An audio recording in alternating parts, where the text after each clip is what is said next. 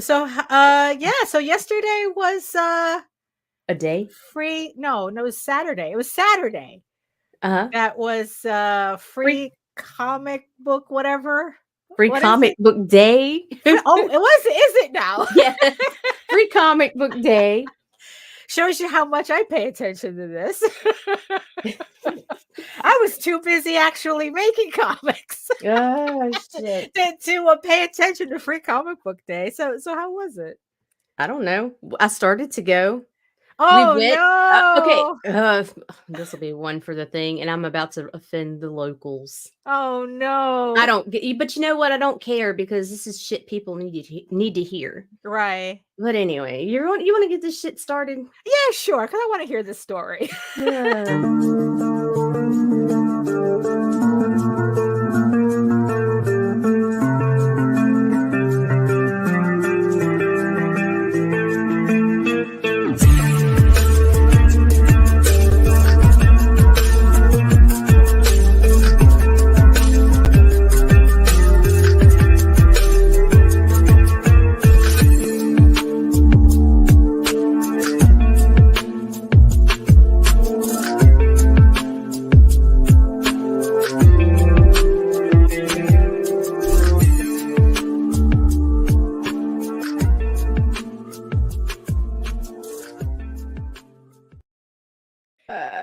I don't know what day it is today. It's Monday, Daphne. It is it? Is it? Yes. What?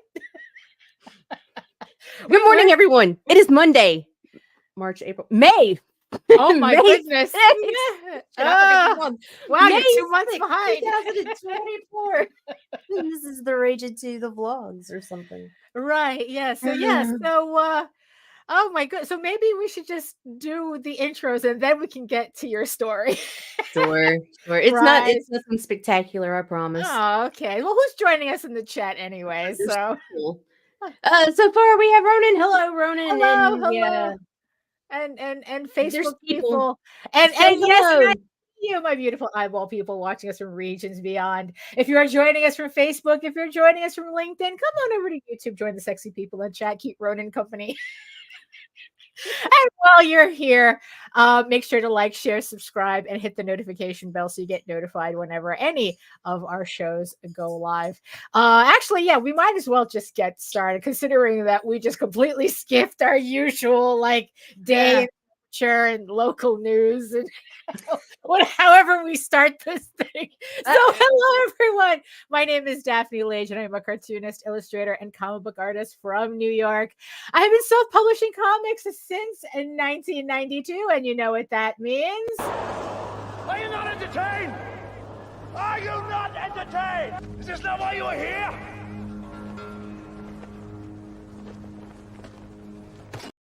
I don't know why I'm here, but I know. Actually, I do know why I'm here. I am here because I am known for the furry fantasy adventure Tall Tales, which is in its last 5 or 4 days, depending on how it's counted, on Kickstarter with the brand new story arc, Tears of the Mother. It's a re-release of issues 1 through 5 and the brand new issue 6.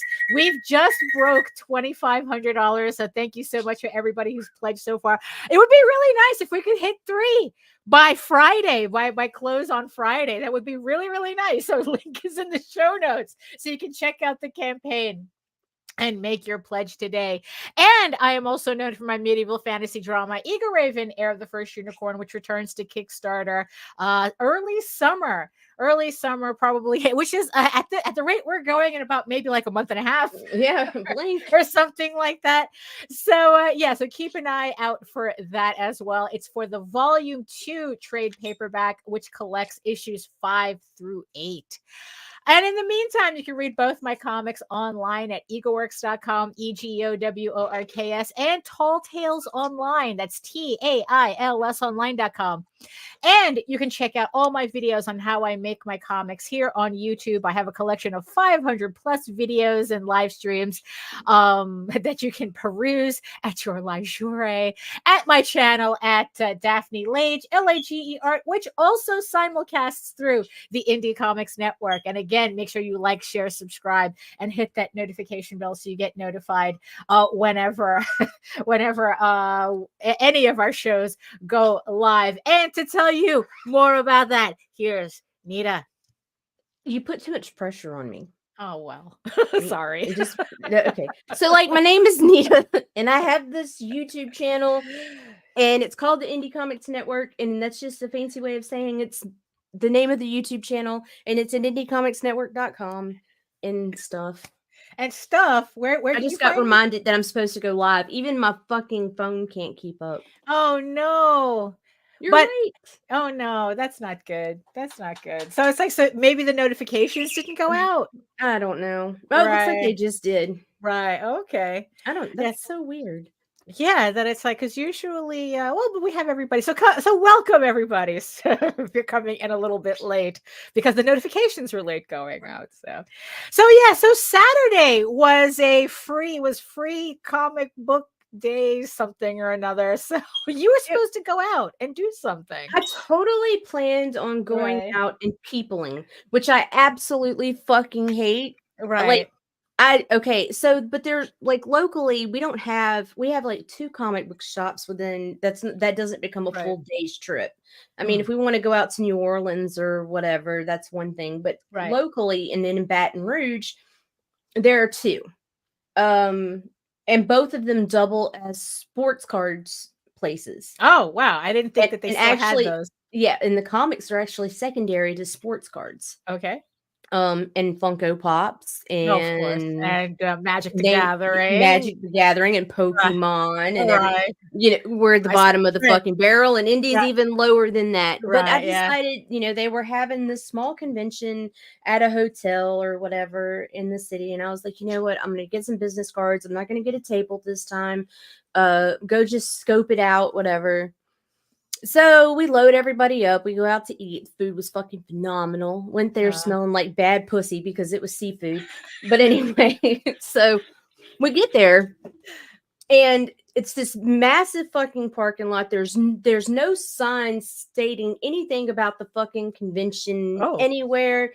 There was never a mention of a cover charge, which, all that aside, whatever. Nothing on any of the flyers. There was no marketing whatsoever outside. You get in, we walked around the back. We get into this fucking hotel. We're wandering around. Still no fucking signs anywhere. Were they real? I mean, was there really a show going on?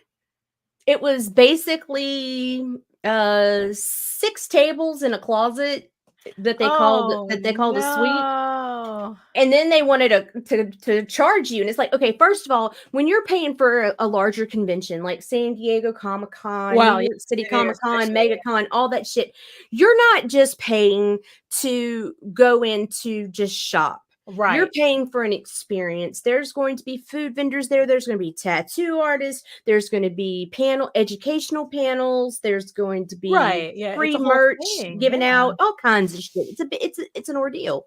It's an experience. When you're charging me, shop, fuck you, man. I'm not even. Oh, that's so sad though. Every table that I could see on the list without going in, because I never did go in and around the corner, because we walked up and I was like, you know what, fuck this. Let's go to the arcade. Right.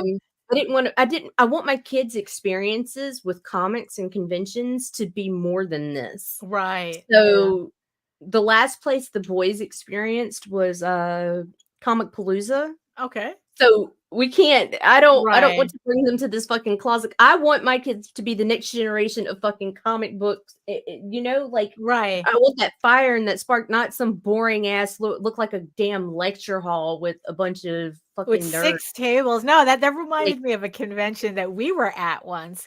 Although it wasn't a comic book convention as much as it was, I think it was like a straightforward fantasy, like sci-fi fantasy convention. Right. And they had everybody broken, instead of like having everybody in one ballroom because it was a hotel, they had everybody broken up into, I guess, like tinier rooms, like I guess like Oh my yours. God.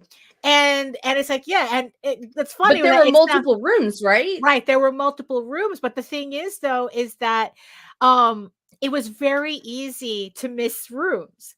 So it's like, yeah, someone had to stand out front and kind of like show people that there was more tables in the room. I mean, literally, we were just like, it just got to a point where it was just us in the room, us and the other 6 tables, because it's like, because the layout was so awful that I don't know where exactly everybody was hanging out, but they weren't barely coming, like they didn't even know that the room was there.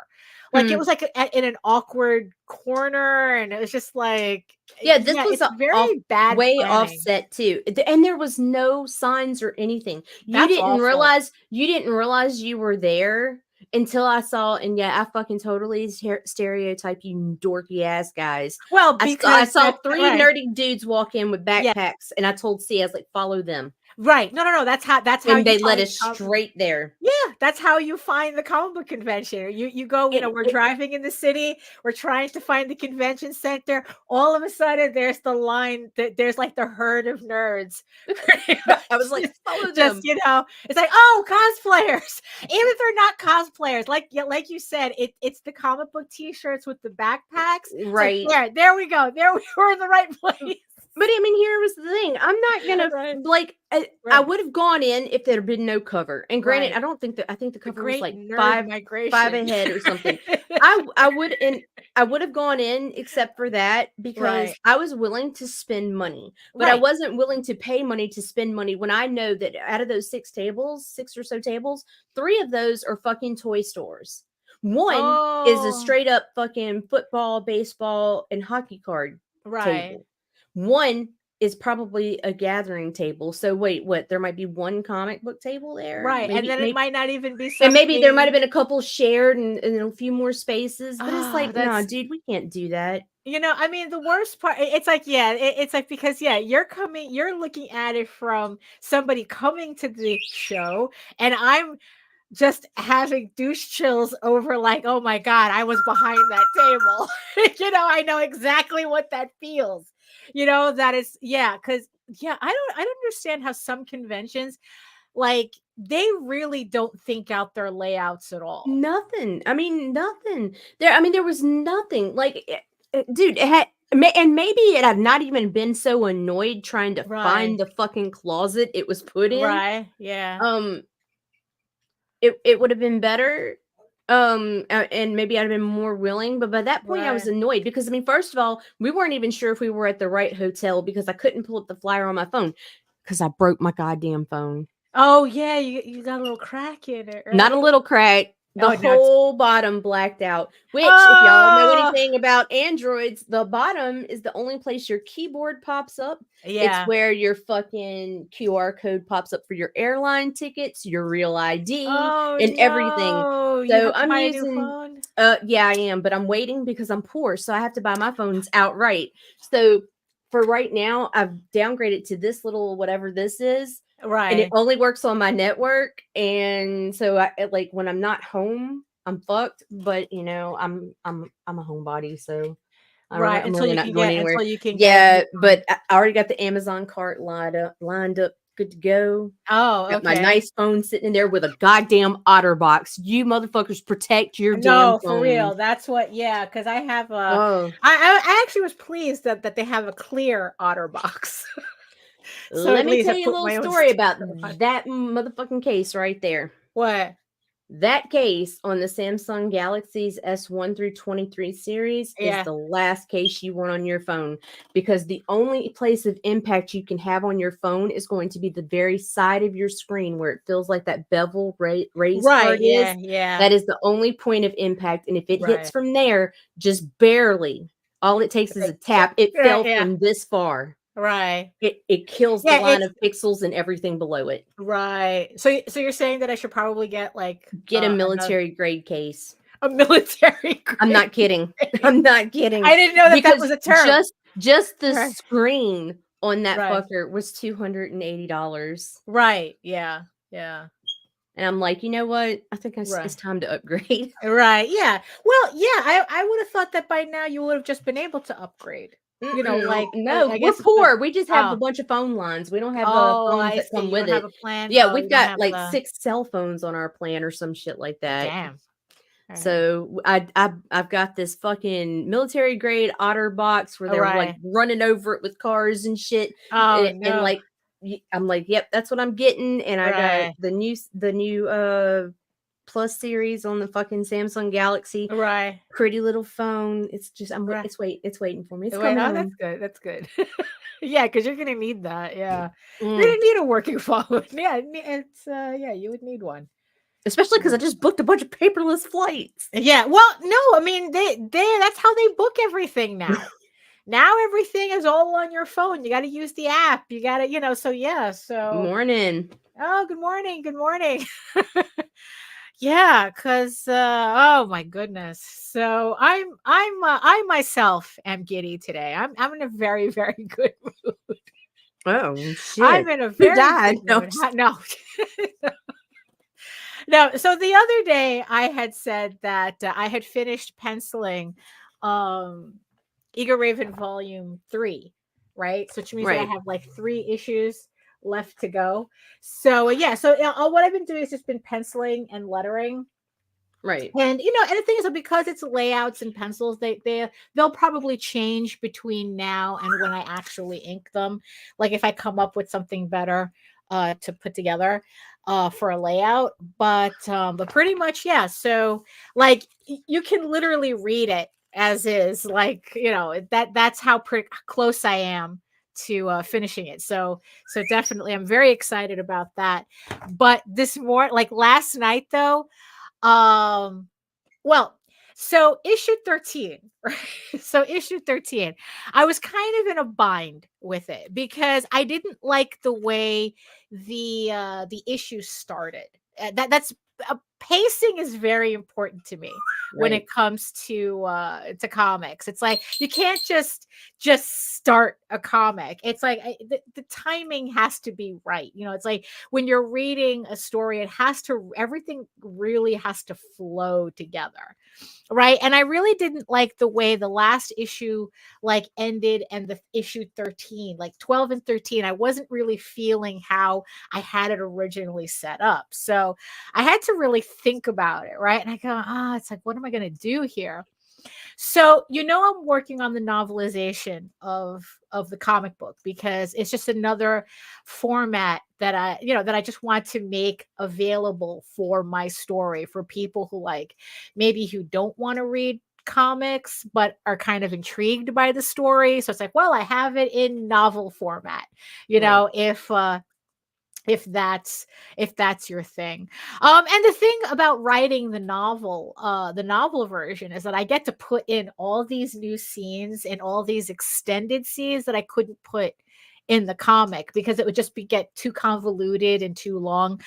There are people who think that you can do like when a movie comes out based on a book or a comic, they get upset that it's like, oh, it's not 1-to-1. And it's like, well, the problem is that you can never truly get 1-to-1 because it's 3 different mediums: a comic, a novel, a movie, and even a television show. It's like they're all different mediums. And because of that, each medium has its own language that you have to learn in order to tell the story properly.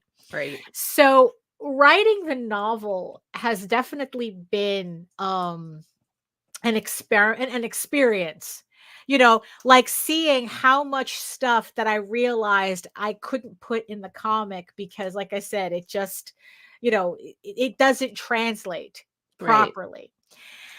Right. So in this case, though, so I had this problem with the comic. It's like, okay, something's not clicking. I'm not liking this transition. What do I do? Now the problem is that I'm not up to that part of the story in in the novel, right? Because I figured it's like, well, how do I figure this out? And I decided to make the decision to skip ahead chapters because I really, really needed to figure this out, because it was actually keeping me from moving on to the next issue. It was just really odd, that realizing that, like I had said that I didn't want to get ahead of myself with the novel because I always wanted to keep the comic book first. But then I ended up in this dilemma where it's like, I have to figure this out, and it might require me to jump ahead on the novel to kind of percolate the idea in order to do the comic. So I ended up in a reverse situation where I had to do the novel chapter first, or at least enough of it to figure out what I'm going to do with the comic, and then translate it to the comic, do kind of like a reverse thing. So that's actually what happened. So the past week, I have been working on chapter 13, the novel, trying to figure out how I was going to start the comic book issue 13. And I think I figured it out. It required me to add a scene that wasn't in the original script. And I think I can kind of thank rewatching a couple of episodes of Game of Thrones for kind of clarifying the idea, going, that's what's missing, right? Because the other day, me and Nita were watching Game of Thrones. We're watching because it's like I was using Battle of the Bastards as kind of like a framework, kind of like a vibe. It's like, okay, what kind of vibe can I get out of this? Like that episode, the vibe that I was looking for. So I was watching it, and then I just started, and then I got what I needed, but that was for another scene. And then it's like I just kept watching it. I figured, I'll watch it all the way up until the long night. That episode with the Night King. I figure I'll just keep watching it. But it turned out that watching these episodes kind of kept it fresh in my head, and then that's when I realized, I have a scene missing.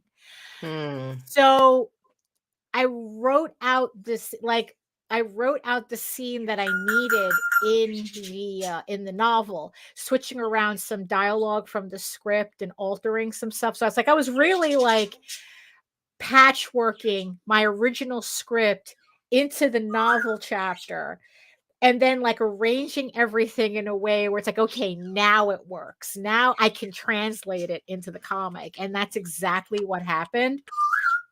But what was even funnier is that when I went to take this prose section to translate it into the actual comic, the layouts, because I was laying out the dialogue, the lettering first, I had to take out parts of that scene.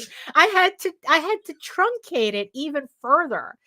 And I had to sit there going, okay, does this make sense? Does this still make sense without certain pieces of dialogue in there? And it was quite the exercise, I have to admit. So I was laying down the lettering, kind of getting a feel for how the prose was going to translate to the comic. And then even then, I still had to take stuff out because the prose again wasn't translating one-to-one to the comic. So I guess it's like, if anyone wants to know what all these extra parts are, you're going to have to read the novel to get all the extended director's cut. Yeah, pretty much the director's cut. In the novel from the comic. I mean, you can enjoy the comic as is, right? But if you're the type that wants to go, well, what about this? What about that? And it's like, well, that's most likely in the novel. And because of that, I was able to lay out like half the book, half the issue, and I've already started drawing it out. And it's like, oh my God, I'm on issue 13 now. I'm on issue 13. And also what made me happy too is I thought that I was a little concerned about how some scenes, I was afraid that, oh, I'm going to have to expand it in the comic. I might have to add a lot more pages. I've always had this fear of accidentally needing an issue 16. This is supposed to be a 15 issue series. And and the closer I got to the ending, the more I was concerned that I might have to add so many pages, it might as well be its own issue. Right. But it seems like that might not be the case, the way this issue laid out. So I'm hoping it stays that way, because I really don't. It's like, if I have to extend an issue, which I had to do on issue 12, I had to add 4 extra pages. So it's 30, what is it, 30, 32, 36, because I still have to count on my fingers. Maths. Yes. So it has 36 pages instead of 32. So, as long as, like, at worst, I'm adding 8 pages extra if I need to, as long as I don't end up with an extra issue, I should be okay. But judging from how I was laying out the book yesterday, and was able to start drawing it this morning, yeah, I don't think that might be a problem. But yeah, it was actually a pretty interesting exercise, having to do the comic by doing prose and then taking the prose and translating it back into, I mean, it's kind of like artistic Google Translate, which was kind of like, that's how it felt like. But yeah, I mean, so it's like, yeah, so if anybody wanted to try kind of like a writing exercise, is, I guess, do that.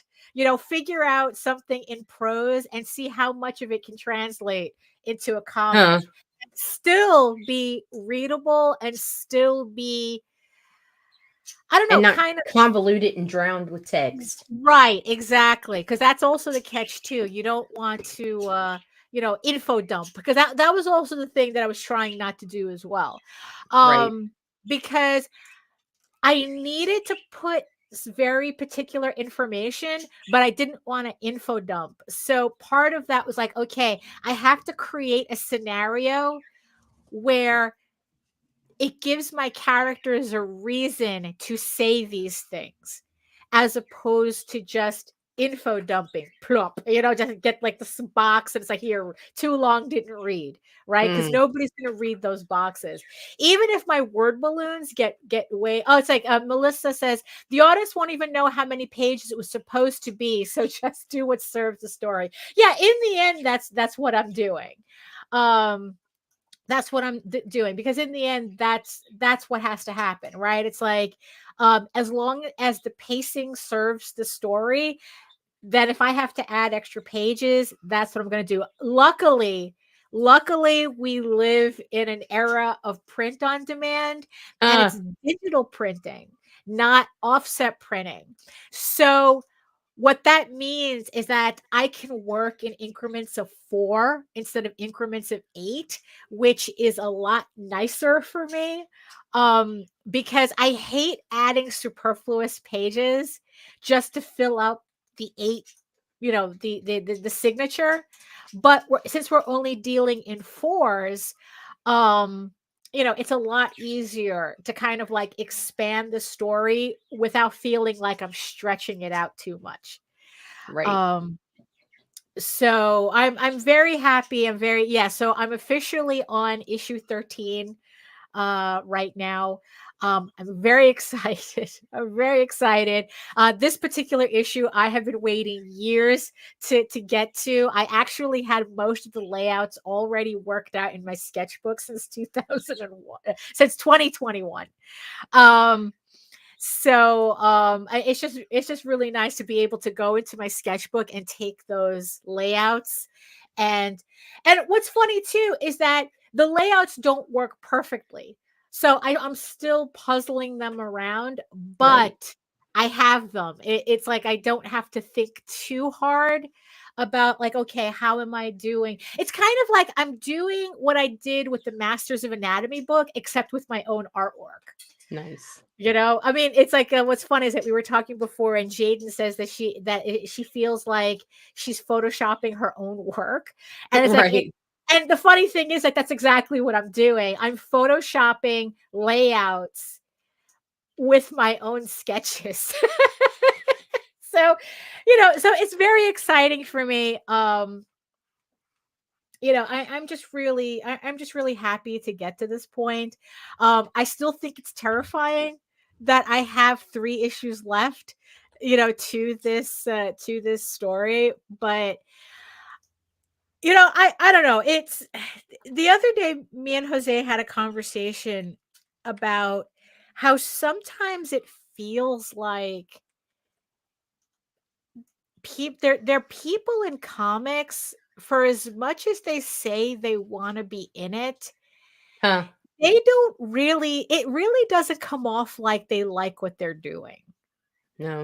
You know what I mean? They're always Like, angry and barking and you bitching and there's just like some people who it's like, on one hand they talk about how much they love comics, but then it's like on the other hand, it's like they're so miserable doing it.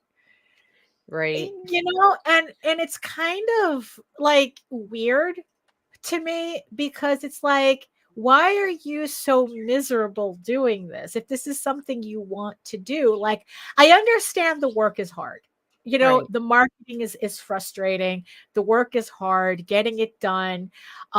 Even if you're just a writer, it's like the whole management of everybody that it requires to put together your vision, essentially, to translate your work into a book that you're going to be happy with, that you're going to be excited to see come to life, and and it's just like really weird. It's like, just like, how many angry people are in this community. I don't know. It's like, I feel, I don't know. It's like community just doesn't feel like the right word sometimes.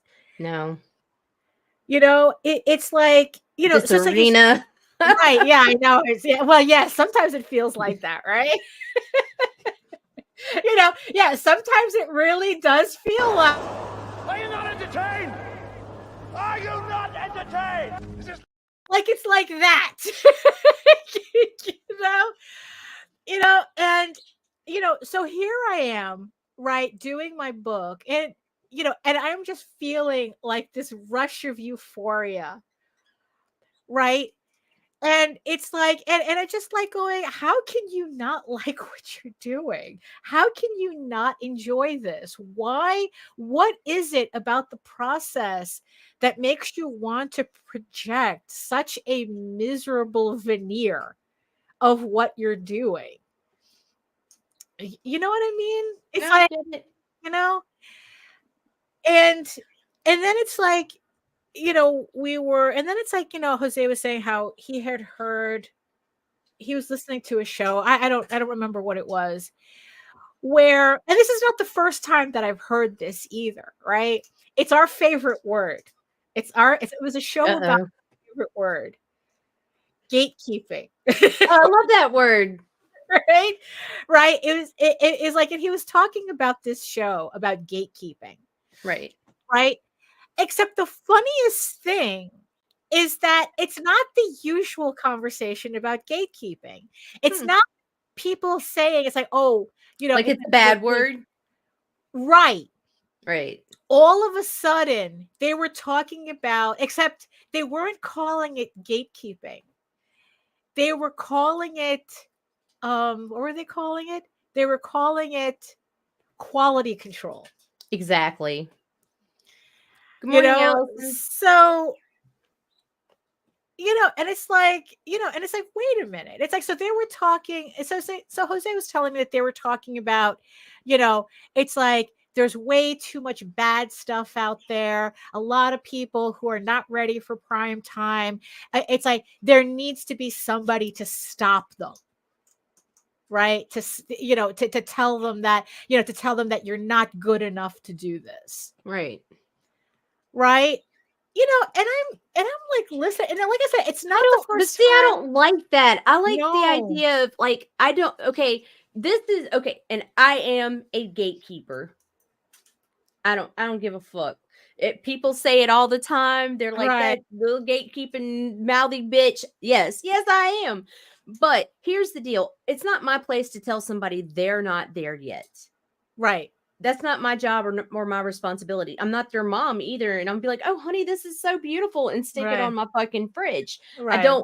Just because I don't want it in my house doesn't mean there's not a place for you right now until you progress. Right. So I kind of like, I hate that. Like, yeah. No, it's like, because it's like I understand the sentiment, but at the same time, it's like, I still remember my artwork not being ready for prime time. Not my job to tell you your shit. Yeah, and we printed it anyway. Right. I mean, it's like, you look at the very first issue of Tall Tales, right? It's not exactly my best. Not exactly my best. It's like, look, and mind you, and that's kind of the iteration that most people are seeing. You guys, most people, unless you have the original printing, you got the you didn't get to see. You got the revised edition. Yeah, well, let me see if I can find it. The dot matrix lettering that I was gluing down because we didn't know how to letter. And for those of you who are turning into dust at hearing the word dot matrix, oh my goodness, what was that? Jesus. So so we were using a dot matrix printer, and we used whatever default font it was using. So it was like, like, I guess whatever this block text was. I mean, it was awful. But in the end, it's like, it just was what it was. It's like, we all start somewhere. Right, exactly. So so it's like, so people now just say, like, oh, it's like there's too many bad things out there. And it's like, okay, well, all right, if you're complaining about like a lot of amateur work, it's like, okay, that's what happens, especially since it's so much easier to get into comics now than it was back when we were doing it. Right. You didn't have $3,000 to spend on offset printing for about 1,000 copies, at once. You weren't doing it. I mean, that was it. It's like, good, you're going to be spreading your stuff around like zines, it's like, you're going to I hope you have access to a Xerox machine, and that type of thing. Right. So, but now it's a lot easier. It's a lot easier to find POD printers. You don't have to print. I mean, some printers will only print, they'll go as low as 1 copy. Right. So it's like, it's very easy for anybody to publish their comic and then put it on Kickstarter. I mean, it's like, does that mean that there's probably a lot of people out there who shouldn't be doing this? Sure. But sometimes it's not amateur artwork that quantifies that, Right. It's like, we've seen, I mean, there are plenty of people who think they're writers who can barely put together a meaningful sentence. I mean, so it's like, and I mean, I understand the complaint. It's like, surrounded by amateurs, right? But I also have to remember what Jose had also said in another conversation where, Sturgeon's law, 90% of everything is crap. Right. And then, everybody thinks they're the 10%. Everybody well, that's our addition to it. Everybody thinks that they're the 10%. Although even Jose will say that that's not true. There's always that very small percentage who's very self-aware that what they're doing is not up to snuff, but they're doing it anyway. That they're self-aware of that.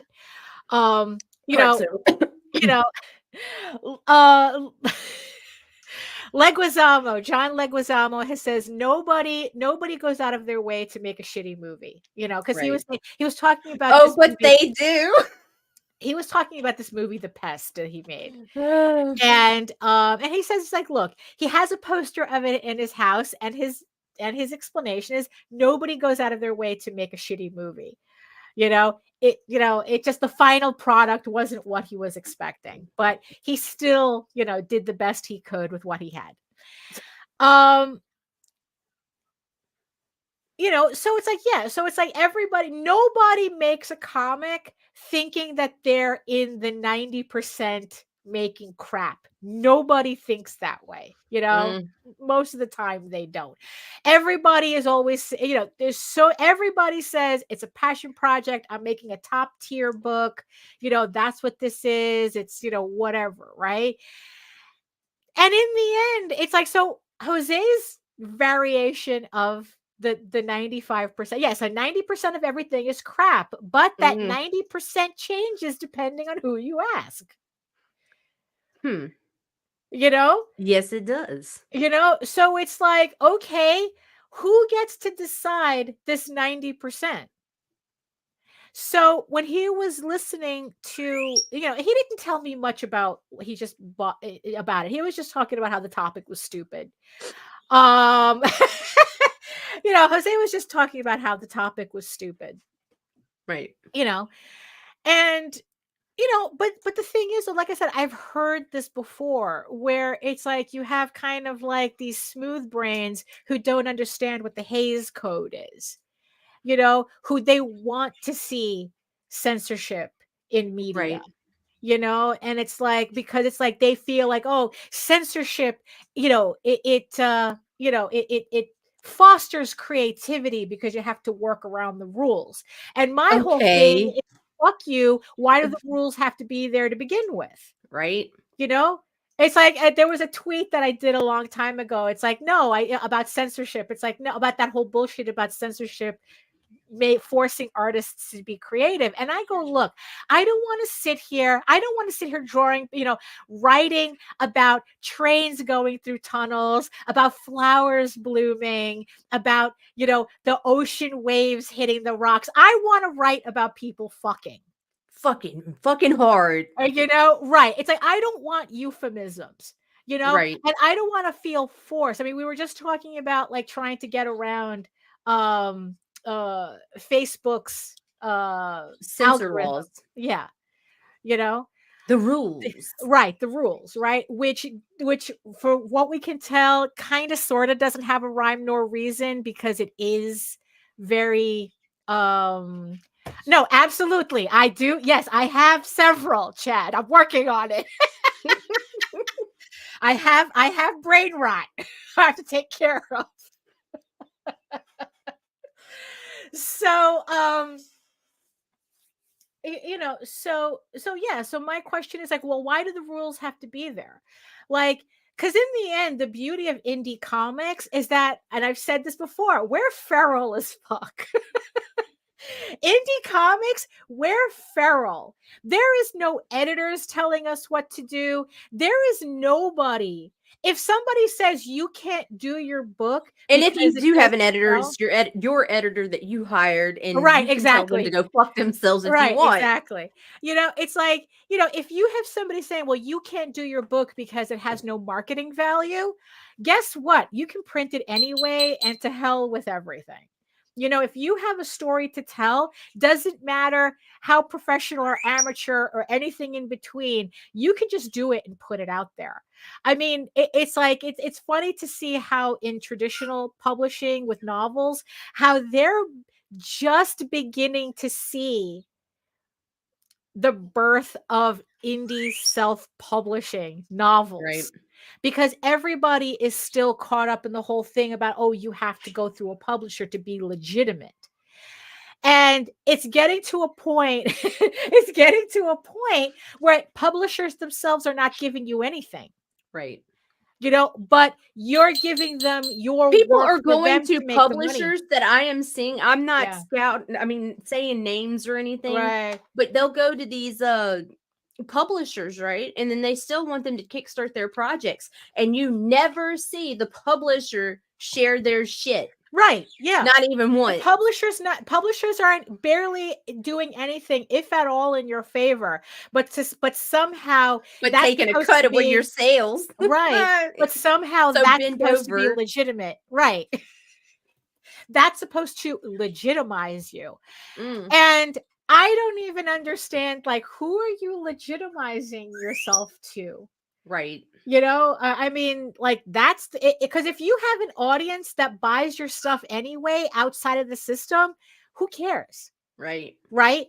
It's like, and that's also the thing too. You can be the most amateur whatever, right? And you can still find an audience for your books. Yes. I mean, all you have to do is just look at, like, underground and lowbrow art, and and it's like this is, I mean, it's like the entire underground niche started because people were told nobody wants your shit. Right. Right. And it that has its own audience. Right there. We have a friend that all he does is collect those types of books. The crazier, the better. The more amateur, the better. It's like that he collects those books specifically. So to say that you can't publish because you're not professional enough to have an audience, that's not true. Nope. There's no such thing. Because conversely, we've seen plenty of so-called professional writers and artists leave their parent company and then find out the hard way that they're not the ones who have the audience. It's the character, it's the IP that they worked on that had the audience. So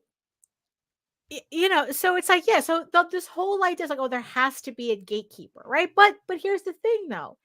Usually, how can you be a gatekeeper? Okay, so, like, I joke about being a gatekeeper because I am, but well, you're a gatekeeper as much as you don't let everybody walk in through your front door. In today's society can you say you're being gatekept from doing what you want to do? Right. When there are no gates anymore, with the birth of the internet and the accessibility that we have now, there are no fucking gates. Yeah, go play somewhere else. Right. That's the funny thing about it, right? That it's like, so in the end, right? So Jose says it's like, this conversation is stupid because it's like, yeah, it's like, what gates?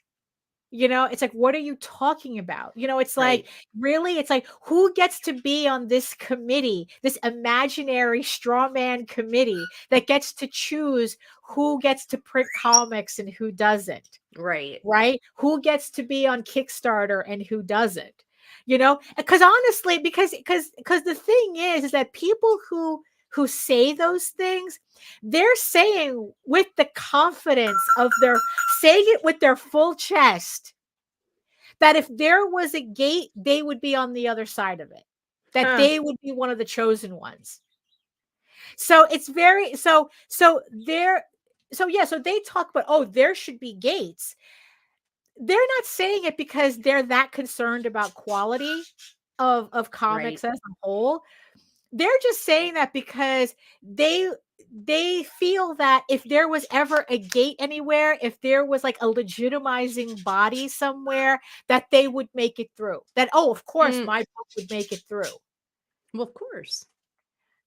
So these questions are rather, so, you have to be careful when you hear questions like this, because it's like, like, what is the person gaining? Like who is asking that question, and why are they really asking that question?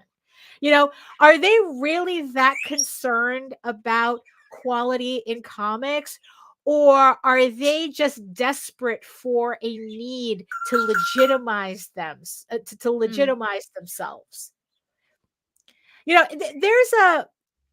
they're in running circles, right? Especially in marathons. Your daddy signing your birth certificate does that, buddy. Yeah. You know, in marathon running, right? There's this phenomenon of something called the middle packer, right?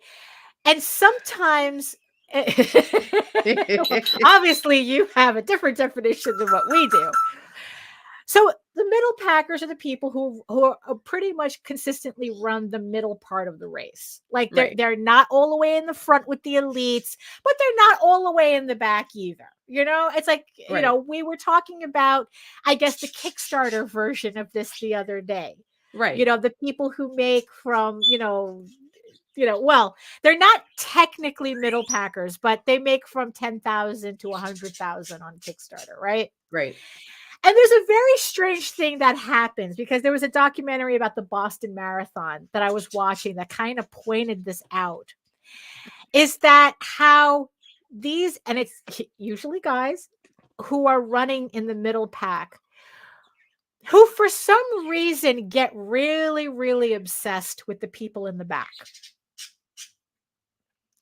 Because what it is, right? Because with the Boston Marathon, it's one of the fastest marathons you have to qualify for. So it has time qualifiers. So it's not like you could just sign up and run the Boston Marathon. Technically, you can only do that for charity, but to actually qualify, you have to have a certain time you have to run consistently in order to qualify.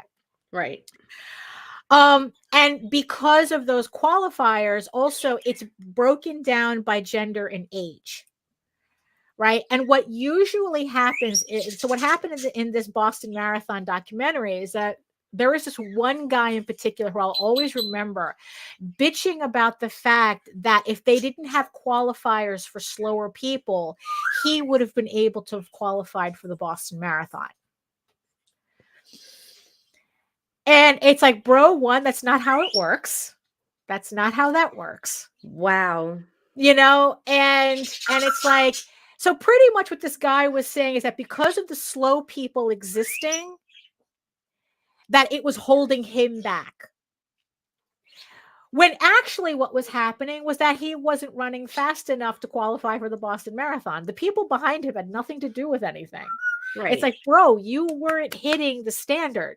The people behind you had nothing to do with it. Right? So when I see people talking about gatekeeping, there needs to be gatekeeping in comics to keep the lower quality people, you know, which kind of already kind of raises my hackles when I hear shit like that. It's like, bro, why are you concerned about the people behind you? You're not running in that direction. Right? Because in the end, that's what they're doing. They're not concerned. They're seeing whatever you keep moving and let these motherfuckers catch up. That's how it goes. You don't turn around and fucking punch them in the face because then somebody passes you. Right. Yeah. You see, and that's the funny thing too, because it's like, well, they're so busy. You see, because that's the thing. Like, this guy was so busy complaining about the slow people hogging up all the time slots. He wasn't working on on conditioning himself to run faster to qualify on his own. Like, he was saying that pretty much the field had to be changed so that he could benefit. Oh, just for fuck's sake. So, so without even, hearing or like knowing any details about this show Jose was talking about, that's all that was running through my head.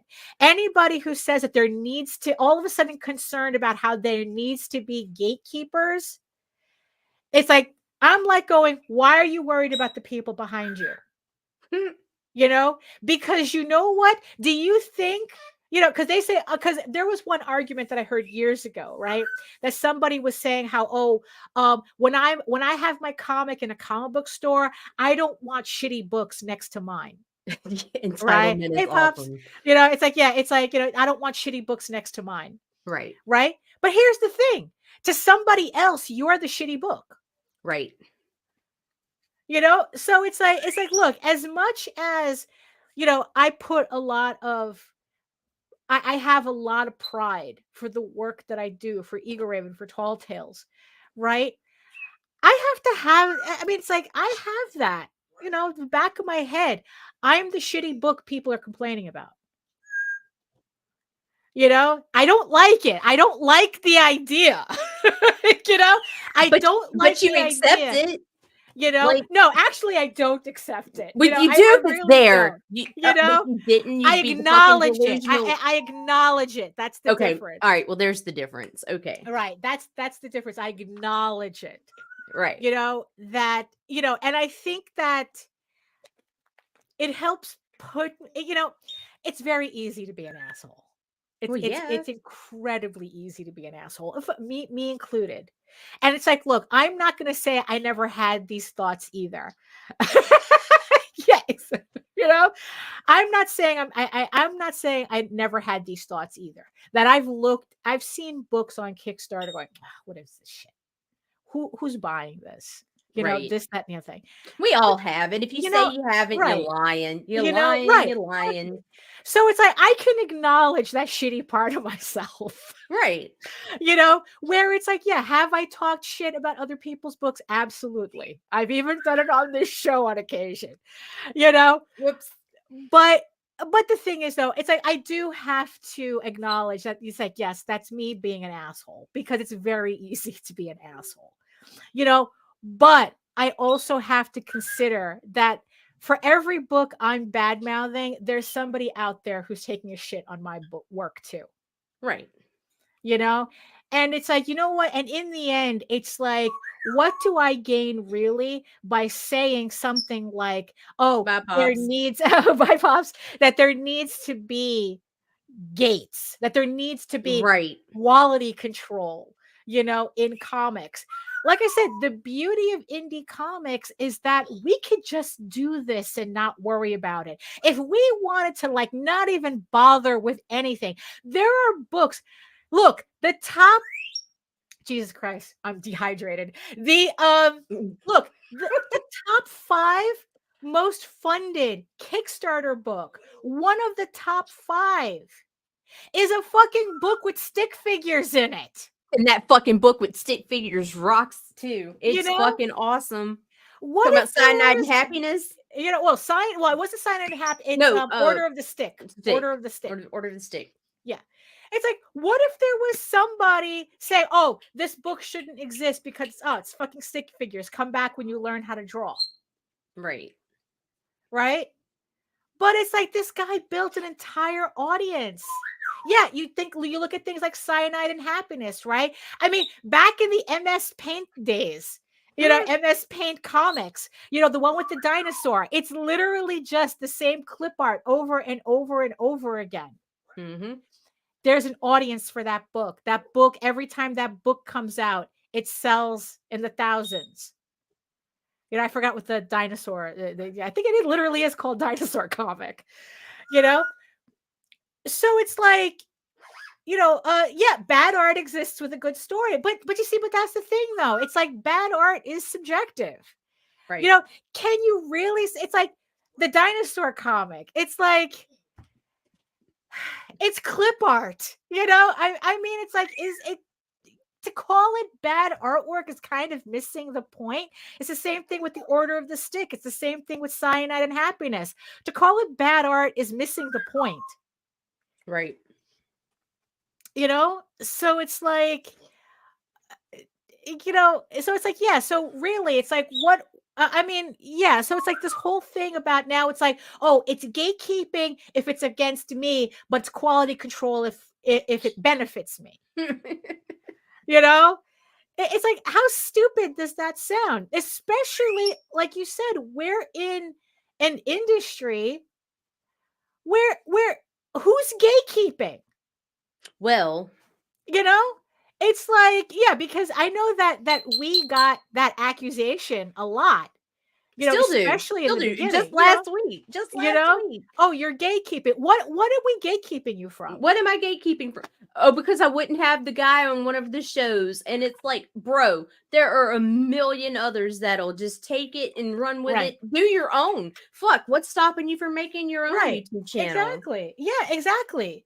You know, it's like, no, I'm not a gatekeeper. What I am is people that have a reputation for shitting in other people's houses. I don't let them in my door to shit in mine. Right. Yeah. Plain and simple. It's not gatekeeping. I'm housekeeping. Right. Yeah. But that's the thing, Go though. play It's in like, another okay, yard. it's like, look, you have a Google account. You can build your own. Yeah. You can build your own YouTube channel.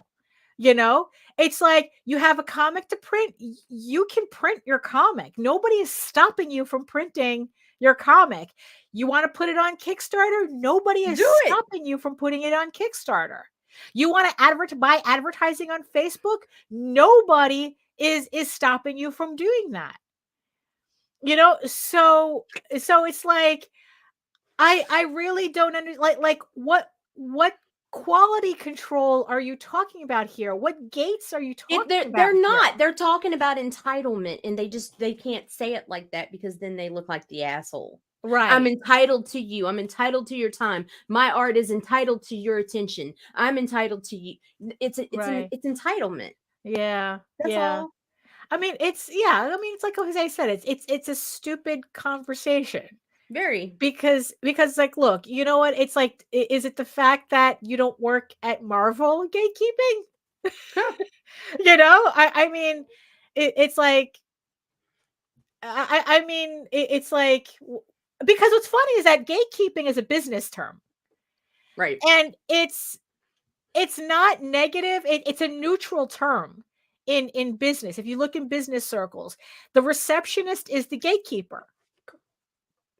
And there are literal articles about it's like, okay, how do you talk to the gatekeeper, i.e. the receptionist, to get to talk to the people you need to? I mean, it's a neutral You term. intimidate, bribe, or No. actually have something worth entry. Actually, they say that the best way to get past the receptionist is to actually be nice to them. Be like, hey baby, how's it going? Maybe that's a little too nice. Then you're turning it into an HR issue. It's like, you don't want to do that either before you get a job. You let me through the door, sugar tits. Yeah, I know. No, I don't think that would work either. You'd be surprised how many elevators I've been able to get in with that line for a fucking hot bitch. Well,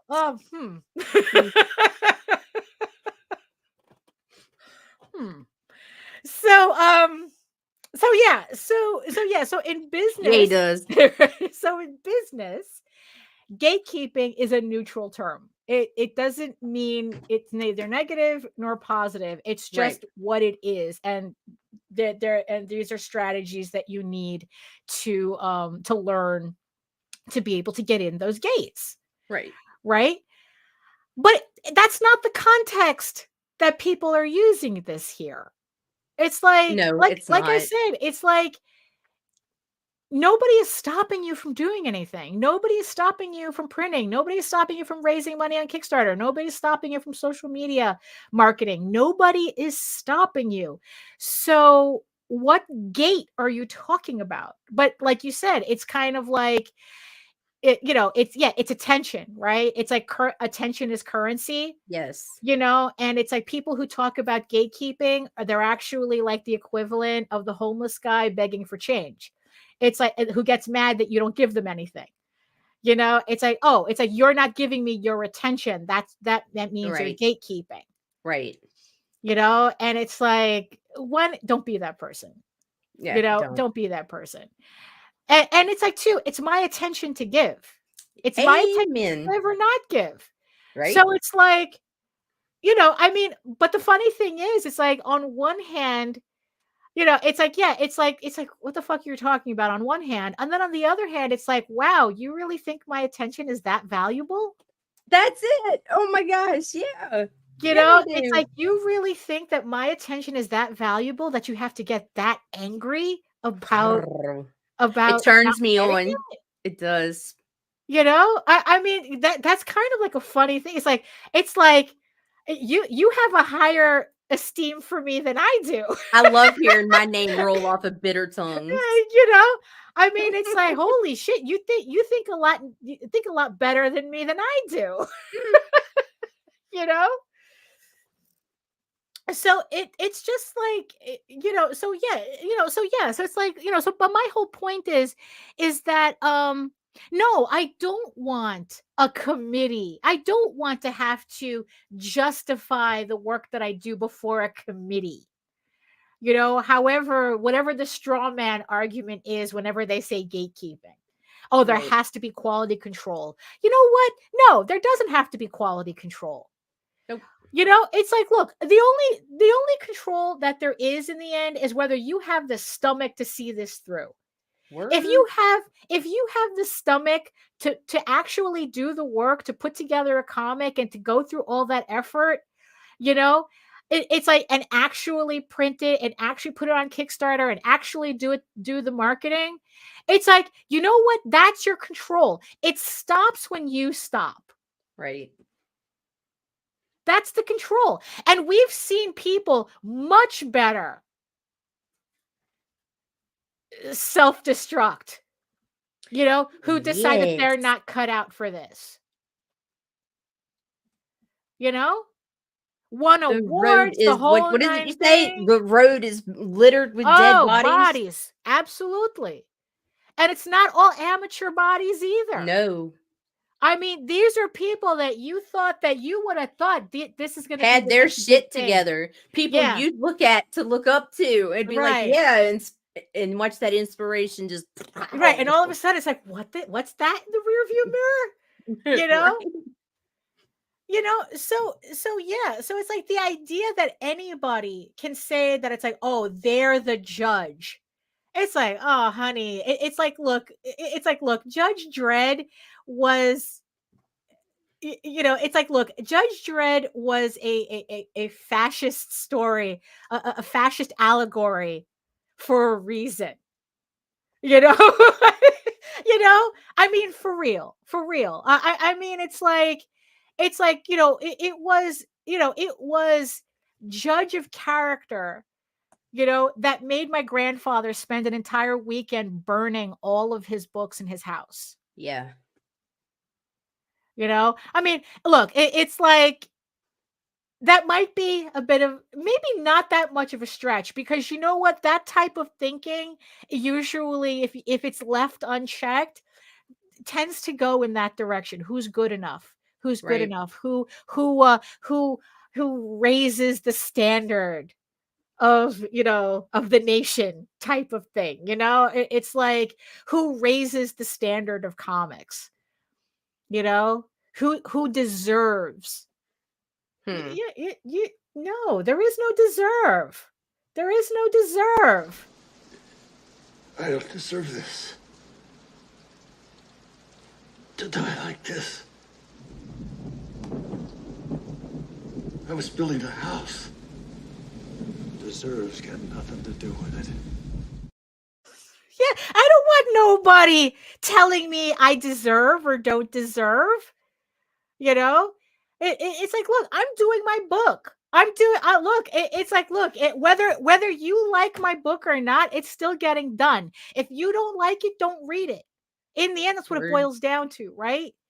You know, issue 13 is getting done. Issue 14 is getting done. Issue 15 is getting done. The novels are getting done. You know, it stops when I stop. Not because you say it's not good enough. Right? That's the beauty of what we're doing. That's the beauty of where we are. You know, if you want validation, I don't know, submit your name to the Ringo Awards. You know, I mean, you know, do so, yeah, I mean, and even then, it's like, what are you going to get out of that? You know, it's just, you know, it's like, oh, because then that validation is still only as valuable as the person who thinks it is. Right. That's the, like I honestly, like, congratulations to anybody who won a fucking award, but I don't give, that is not what I fucking look it's at. Like getting, I'm like, oh, they won 15 heroic awards, or they were nominated and won a Ringo, or they were 3 times nominated. They got a Harvey. I honestly don't care, because there's people who have won Eisners, and you read their shit and it's like, the fuck is this crap? Yeah, exactly. You know, so it's like, who are you getting? Who are you so desperate for validation from that you have to call it gatekeeping if you don't get it? You know, are you doing your book? Are you doing the work? Are you publishing? Are you selling? You know, it's like, are there people buying your book? Are the people giving you money? Then you don't have to worry about it. You have all the validation you need. You know? I mean, it's like, yeah, it's like, again, worry about you. Don't worry about the people behind you. There's always going to be people younger, prettier, more talented than you. Don't even worry about the people in front of you. Worry about your own next step, because exactly. you're gonna be so focused on somebody else, you're gonna miss what trips you. Mm-hmm. Yeah, that's for sure. That's for sure. So it's like, yeah, so I don't, yeah, so Jesus Christ, stop being miserable out there. I mean, it's like, look, it's like we work in comics, for fuck's sake. There is absolutely nothing, I mean, this is not any part of the hierarchy of needs. This is literally like, it's like, look, I honestly, if you want to be miserable at a job, at least go be miserable at a job that pays.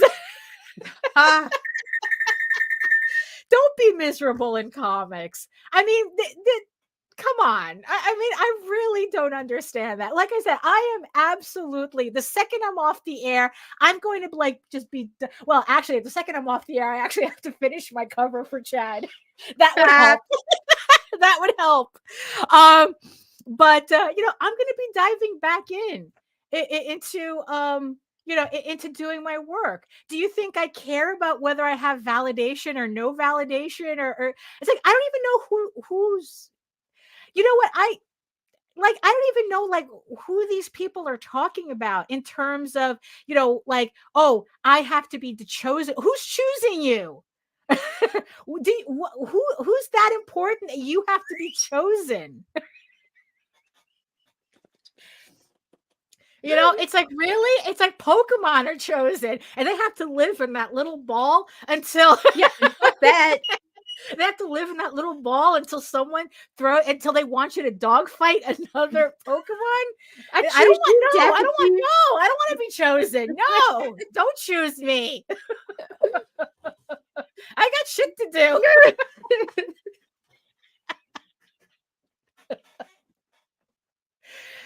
Oh my goodness. I'm working on it.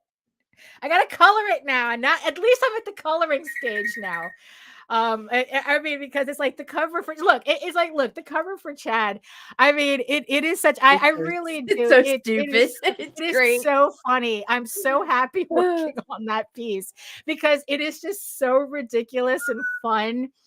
And it's like, it's going to look great when it's done, but because I was having so much fun on it, it's like I was putting in so many elements in it that the piece ended up a lot more complicated than I originally was expecting it to be, but it's going to be great, I swear. I'm really, there's a neon shrimp in it. I'm really looking forward figuring out how to get that to work. It's like, it'll make sense. It'll make sense to everybody when they finally see it. Oh my goodness. So I don't know. What else you got, Nita? What else you got? Bro. I'm still like beside myself right now. Really? All this power gatekeeping. Oh yeah, I know. I'm just like, okay. Yeah, it's like, I don't know, Nita. People are weird. People are weird. I guess it's like, I don't know. It's like too many people taking this. Look, I know it's like, bitch, you like it. Like I told her in the chat, I'm like, if you like the way my name tastes coming off your lips, you should taste my ass. Man. I mean, I don't get that. Like I said, I don't get that at all. I don't get that at all. What? Stop being miserable, people. Just enjoy the work. I mean, where else? Can you? It's like, Jesus Christ! You're supposed to be living your dream, right? Why are you sad? Go live your dream. Like, here's the thing: go live your fucking dream. Yeah. But you're not sleeping at my house. Oh well, that's true. Go live your dream. Go right there. Go. Yeah, exactly. Or we'll put you in the little Pokeball. You don't want that. Oh my goodness. So I want to thank everybody who joined us in the chat today. Thank you so much for joining us. I want to thank also our beautiful eyeball people watching us from regions beyond. Thank you so much for sticking around and listening to our babbling today on this dreary Monday. I swear to God, this has got to be, speaking of dreary, this has got to be the dreariest spring so far.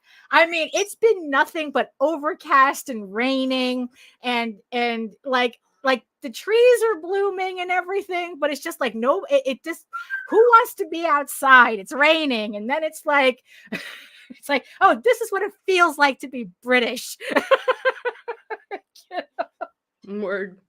You know, I mean, really, it's like, at least all I can hope is that the temperatures stay mild before it turns. Hopefully, we'll only have like a 2-week summer this year.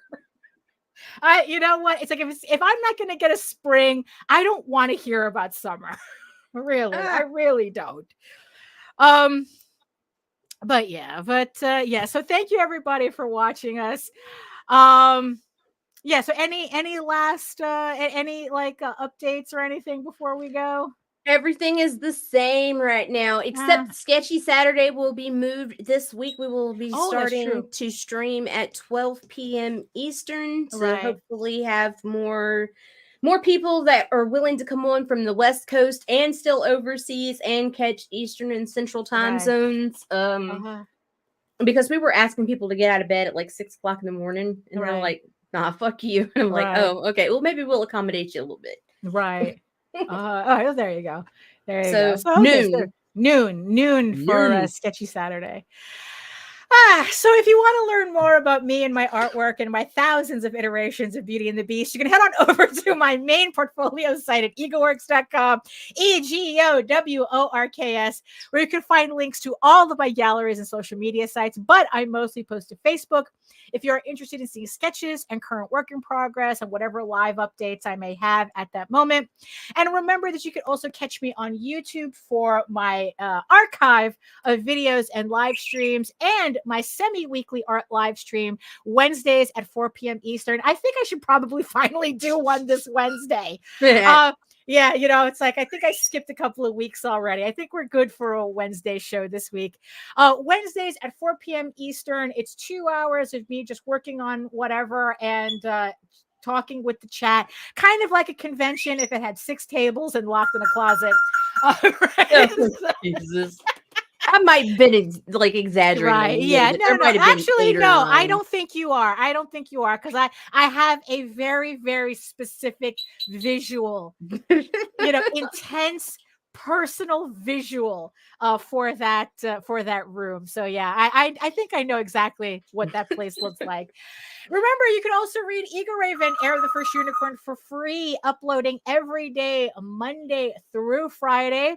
But if you prefer your fantasy to be more of a furry Lord of the Rings adventure, you can follow the link over to Tall Tales. That's TAILSonline.com. And not only can you read the first 20 issues of Tall Tales for free, you can catch up on the latest story arc, Tears the Mother, which is also currently uploading Monday through Friday, which you can read for free and then head on over to the Kickstarter and pledge to your actual physical copies or digital copies if you run that way, for issues 1 through 5 and the brand new issue 6 of Tears in the Mother. The campaign closes on Friday, so you have about like 4 or 5 days left to pledge to the campaign and pick up your hard copies of Tall Tales Tears in the Mother. Thank you so much, everybody who's pledged the campaign already. Like I said, there's 4 or 5 days left, whichever one, whichever one is on the campaign right now. So thank you again, everybody, for joining us. We will I will see you all on Wednesday. 3 days. 3 days. 3 days. Okay, so there you go. So 3 days left. It closes Friday. It closes Friday. I will see everybody on Wednesday for my live stream. We will be back on Friday for the closeout for Tall Tales. And so like I said, it would be really nice to see if we can get the campaign up to 3,000. That would just be cool beans. That'd be cool beans. So thank you again. And in the words of the ancients, eat your food, moisturize, mind your business, and do the work. Because when you actually do the work, God damn it, when you actually do the work, it's a lot more fun. Let's go have fun. Yeah, just do it. Have fun. And when you're having fun, you never have to fake any of your accomplishments. So yeah. So there you go. Have fun. Stop being miserable doing comics, because really it's like, I couldn't ask for anything better. I love my job. I really do. Yay. So, we'll see you next time. Come all you young sailormen, listen to me. I'll sing you a song of the fish in the sea. And it's windy weather, boys, stormy weather, boys. When the wind blows, we're all together, boys. Blow ye winds westerly, blow ye winds blow. Jolly southwester, boys, steady she goes.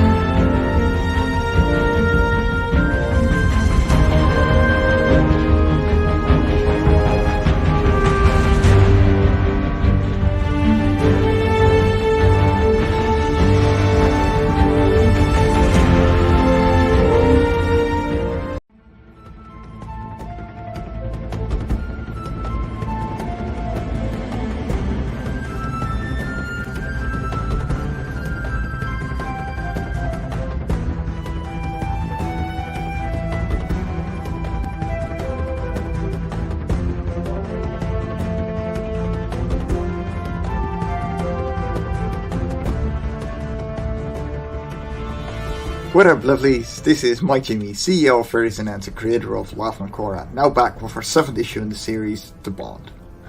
Love and Korra is a series of one-shots building a world one story at a time.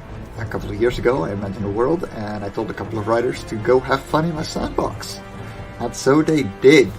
Each adventure is unique and adds just a bit more to make this world feel more and more alive. They can be read separately and all contain a complete story.